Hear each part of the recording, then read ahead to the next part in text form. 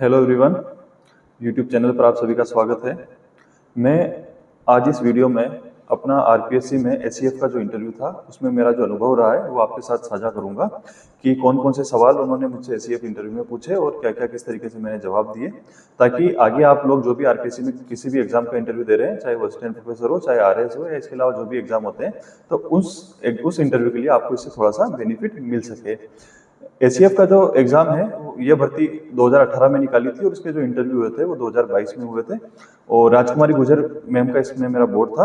और एसीएफ की ट्रांसक्रिप्ट के इंटरव्यू ट्रांसक्रिप्ट पर जाने से पहले मैं आपको अपना बैकग्राउंड बता देता हूं, जिससे आपको एक वो चीज को आप लिंक कर पाए कि किस प्रकार के सवाल मुझसे पूछे गए और क्यों पूछे गए। मैंने 12th क्लास की थी भीलवाड़ा से और फिजिक्स केमिस्ट्री मैथमेटिक्स मेरे उसमें सब्जेक्ट थे। उसके बाद मैंने बीएससी की एमएलबी गवर्नमेंट कॉलेज भीलवाड़ा से, उसमें भी मेरे सब्जेक्ट फिजिक्स केमिस्ट्री और मैथमेटिक्स थे। उसके बाद मैंने अपना सब्जेक्ट चेंज किया और इग्नू से मैंने एमए की हिस्ट्री के अंदर। और जब मैंने इंटरव्यू दिया तब मैं पीएचडी परस्यू कर रहा था गोविंद गुरु ट्राइबल यूनिवर्सिटी बांसवाड़ा से हिस्ट्री के अंदर। ये मेरा बैकग्राउंड है। और एसीएफ के अंदर मेरे जो ऑप्शनल थे वो दो ऑप्शनल थे, जियोलॉजी और एनवायरमेंटल साइंस। ठीक है। और एसीएफ जो एग्जाम होता है उसकी एलिजिबिलिटी होती है कि आपका साइंस स्ट्रीम में ग्रेजुएट होना जरूरी है, यानी कि जो साइंस स्ट्रीम से ग्रेजुएट है, यानी जिसने बीएससी फिजिक्स केमिस्ट्री मैथमेटिक्स या बायोलॉजी या ऑनर्स बीएससी ऑनर्स कर रखा है या बीटेक कर रखा है, इस तरीके के जो, या एमबीबीएस जो किए हुए लोग हैं, यानी आप साइंस स्ट्रीम में ग्रेजुएट हैं तो ही आप इस एसीएफ के एग्जाम के लिए एलिजिबल होते हैं। और इसमें दो ऑप्शनल होते हैं और दोनों ऑप्शनल साइंस बैकग्राउंड के होते हैं। ठीक है। तो क्योंकि मेरी बीएससी थी तो मैं इस एग्जाम के लिए एलिजिबल था और इसमें मेरे ऑप्शनल थे जियोलॉजी और एनवायरमेंटल साइंस। तो अब हम बढ़ते हैं इंटरव्यू ट्रांसक्रिप्ट की ओर। जैसा कि मैंने बताया, राजकुमारी गुजर मैम का बोर्ड था और अप्रैल में मेरा यह इंटरव्यू था। काफ़ी गर्मी अपने यहाँ अप्रैल में पड़ती है, तो मैंने एक लाइट कलर का शर्ट पहना था और एक ब्लैक कलर की पैंट थी, इसमें मैं गया था। इसके अलावा मैंने ब्लेजर वगैरह कुछ नहीं पहना था। फॉर्मल शूज़ मैंने पहने थे ब्लैक कलर के। और सबसे पहले जाकर के वो लोग हमें लाइब्रेरी में बिठाते हैं जहाँ हमारा डॉक्यूमेंट वेरिफिकेशन और जो बेसिक चीज़ें होती है वो होता है। और उसके बाद दो दो करके कैंडिडेट्स को बोर्ड के रूम के बाहर ले जाया जाता है, यानी कि सबको आपका नंबर अलॉट कर दिया जाता है। उस समय मेरे वक्त बोर्ड में 10 मेंबर थे, जिनके 10 कैंडिडेट थे जिनका इंटरव्यू होना था। तो सबसे पहले वो दो लोगों को अपने इंटरव्यू के लिए लेके गए। उसके बाद एक इंटरव्यू रूम में जाता है, एक उसमें बाहर बैठता है। जब उनका इंटरव्यू हो जाता है उसके बाद फिर ग्रुप में पेयर में दो दो लोगों को ले जाकर के बोर्ड, जहाँ जो बोर्ड हमारा होता है उसके बाहर हमको बिठा देते हैं। और तब तक हमें पता नहीं होता है कि हमारा किसके बोर्ड में इंटरव्यू है। जब हम इंटरव्यू रूम में जाते हैं तभी हमें पता चलता है कि किसके बोर्ड में हमारा इंटरव्यू है। तो जब मेरा जो इंटरव्यू था वो राजकुमारी गुजर मैम के बोर्ड में था। तो जब मैंने एंटर किया रूम में, मैंने परमिशन मांगी, मैं आई कम इन मैम। तो उन्होंने मुझे परमिट किया आने के लिए। मैं अंदर गया तो बैठने से जस्ट पहले जब मैंने उनको ग्रीट किया, और ग्रीट करते करते ही उन्होंने मुझसे एंटर करते समय ही पूछ लिया था राजकुमारी गुजर मैम ने कि आपकी हाइट कितनी है। तो मैंने कहा मैम 6 फीट 3 इंचेस। तो उन्होंने बोला हंसते हुए कि अरे काफ़ी अच्छी हाइट है आपकी। तो मैंने कहा थैंक यू मैम। उसके बाद मैंने उन तीनों को ग्रीट भी किया और मैम ने मुझे कहा कि आप बैठ जाइए, और मैं बैठ गया। फिर इंटरव्यू की शुरुआत हुई। उन्होंने मुझे अब मेरा जो एजुकेशनल बैकग्राउंड है वो डिटेल उनके पास पहले से थी, वो उन्होंने मुझे पढ़ करके बताया कि आपने 10th क्लास यहाँ से की है, आपने 12th क्लास यहाँ से की, आपके ये सब्जेक्ट हैं, आपने जो बीएससी है ये इस कॉलेज से की है। मैंने कहा जी मैम। इसी तरीके से एमए और पीएचडी वाली बातें चली। उसके बाद राजकुमारी गुजर मैम ने मुझसे पूछा कि आपका पीएचडी में टॉपिक क्या है। मैंने उनको टॉपिक बताया। उसके बाद पहला सवाल जो है मैम मुझसे पूछते हैं कि इस इंटरव्यू बोर्ड में 3 टोटल लोग थे। इसमें राजकुमारी गुजर मैम जो आरपीएससी मेंबर थी तब, वो इस बोर्ड की चेयरमैन थी, और 2 मेल जो है फैकल्टी और थी जो इस इंटरव्यू में प्रेजेंट थे। तो टोटल 3 लोग इसमें थे। तो राजकुमारी गुजर मैम मुझसे पहला क्वेश्चन पूछती है कि अच्छा आप एसीएफ क्यों बनना चाहते हैं। तो मैंने उन्हें कारण बताए। तो कारण बताते बताते ही उन्होंने एंड में मुझे टोका और हंसते हुए कहा नौकरी नहीं चाहिए क्या। क्योंकि मैंने जब दूसरे कारण बता रहा था तो उसमें मैंने ये चीज मेंशन नहीं की थी, तो उन्होंने मुझे बीच में टोका और हंसते हुए कहा कि नौकरी नहीं चाहिए क्या तुम्हें।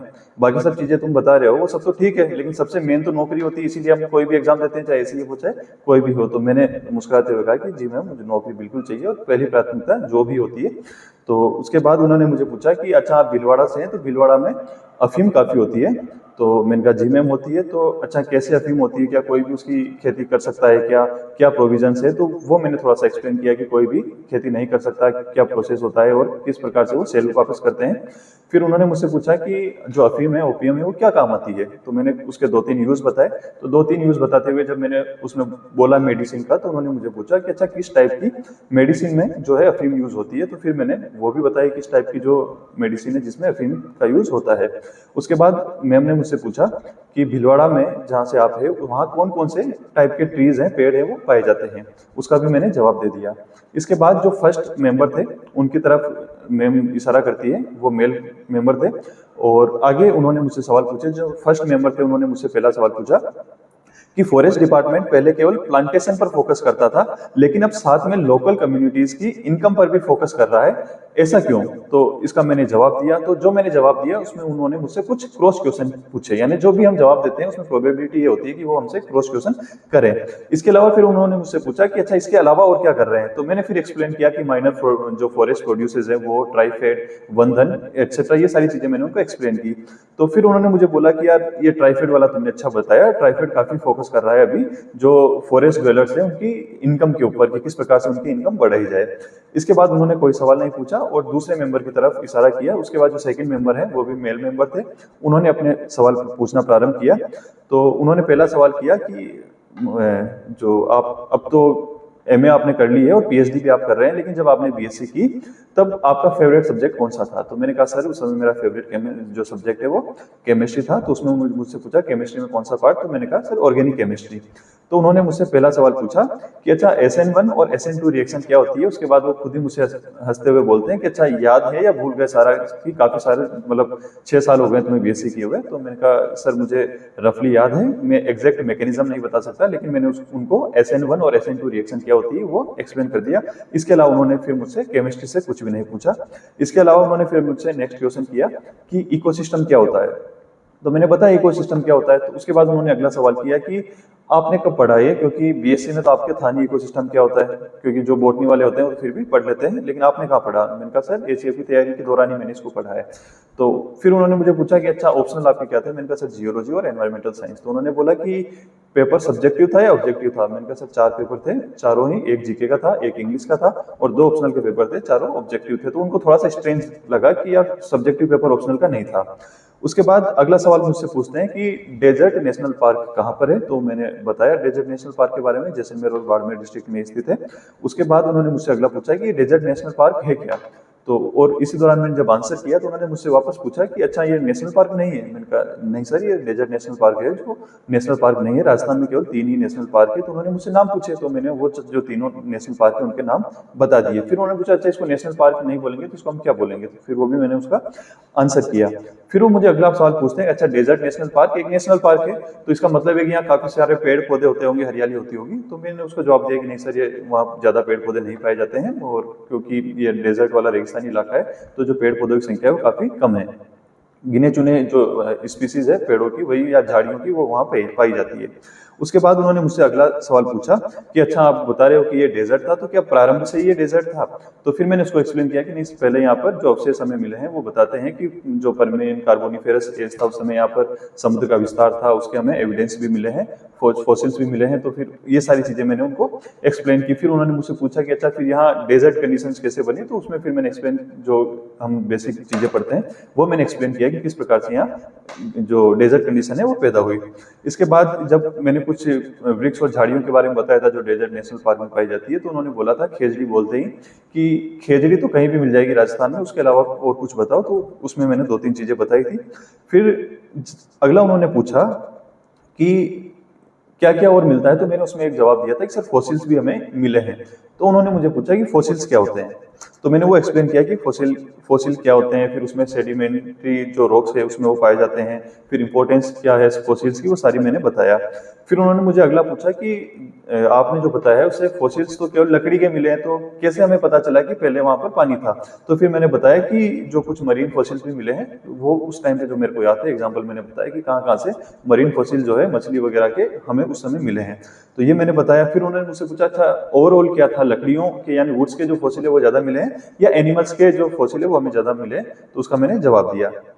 इसके बाद इन मेंबर्स ने कोई सवाल नहीं पूछा। इसके बाद इन्होंने पुनः जो बोर्ड की चेयरमैन थी राजकुमारी गुर्जर मैम, उनकी तरफ देखा तो फिर राजकुमारी गुर्जर मैम ने आगे कंटिन्यू किया। अच्छा, भीलवाड़ा से आप हैं तो भीलवाड़ा के बारे में बताओ कि क्या है, किस प्रकार की फैक्ट्रीज वहां पर है, और कुछ 2-3 सवाल उन्होंने भीलवाड़ा से रिलेटेड पूछे जिसके जवाब भी मैंने उनको दे दिए। और उसके बाद मैं कुछ और वाइल्ड लाइफ के ऊपर भी जाने वाला था, जो वेटलैंड भीलवाड़ा में है उनके ऊपर भी जाने वाला था, लेकिन उससे पहले ही मैडम ने कुछ 2-3 सवाल दूसरे पूछ लिए। तो फिर वो जो डायरेक्शन थी इंटरव्यू की वो शिफ्ट हो गई, और उसके अलावा मैम ने 3-4 सवाल और पूछे थे जो मैं भी याद नहीं कर पा रहा हूँ। उसके बाद मैम ने जब 2-3 सवाल पूछ लिए, उसके बाद मैम ने दोनों मेंबर्स की तरफ देखा, तीनों एक दूसरे की तरफ देखा, और मैम लास्ट में मुझे बोलते हैं कि अच्छा बेटा, आपका इंटरव्यू हो गया, आप अब जा सकते हो। मैंने उनको थैंक यू बोला, 3 मैम को थैंक यू बोला, फिर दोनों जो मेंबर थे उन दोनों सर को भी थैंक यू बोला, और उसके बाद मैं वहां से निकल कर आ गया। तो यह जो मेरा इंटरव्यू था ये लगभग 18 से 20 मिनट तक चला था, और ये 75 मार्क्स का इंटरव्यू था, जिसमें मुझे 45 या 48 ऐसे ही कुछ मार्क्स मिले थे, जो कि एक एवरेज से अच्छा स्कोर था। लगभग 60-65% इस जो परसेंटेज है मुझे इस इंटरव्यू में मिले थे। और अगर मैं देखूं तो जिस प्रकार का मेरा इंटरव्यू गया था, क्योंकि ये मेरा आरपीएससी में पहला इंटरव्यू था, तो उस वजह से कुछ बोलने में थोड़ा मैंने मिस्टेक्स भी की थी, उसकी वजह से शायद हो सकता है मुझे 4-5 नंबर कम मिले हों, लेकिन ओवरऑल अगर मैं देखूं तो ठीक मेरे को स्कोर मिला जैसा मेरा इंटरव्यू गया था। और इंटरव्यू की अगर हम बात करते हैं तो जो एक्सपीरियंस रहा, जब हम इंटरव्यू रूम में एंटर करते हैं तो हमें पता ही नहीं चलता कि कितना टाइम हो चुका है और कितने सवाल हमसे पूछे जा चुके हैं। जब वो हमारा इंटरव्यू कंप्लीट हो जाता है तो हमें कहते हैं कि अब आप जा सकते हैं, तो हमें अंदर से फीलिंग ये आती है कि यार अभी तो हमें शायद 5-7 मिनट ही हुए आते हुए। तो अंदर काफी अच्छा माहौल था, और ऐसा था कि मतलब जाते पहले वो आपको कंफर्टेबल कराते हैं कि आपको बैठने के लिए कहेंगे, फिर आपको कहेंगे कि अच्छा आप पानी पी लीजिए, गर्मी काफी है, इस तरीके से वो आपको हमें कंफर्टेबल कराने का प्रयास करते हैं, और उसके बाद वो अपना प्रश्न पूछना स्टार्ट करते हैं। तो ये मेरा ओवरऑल एक्सपीरियंस था। तो आशा करता हूं कि इस जो इंटरव्यू का जो मेरा अनुभव है, उससे आगे जो आप लोग इंटरव्यू किसी भी आरपीएससी का या किसी भी पीएससी का देने वाले हैं, उससे कुछ हेल्प मिलेगी। Thank you.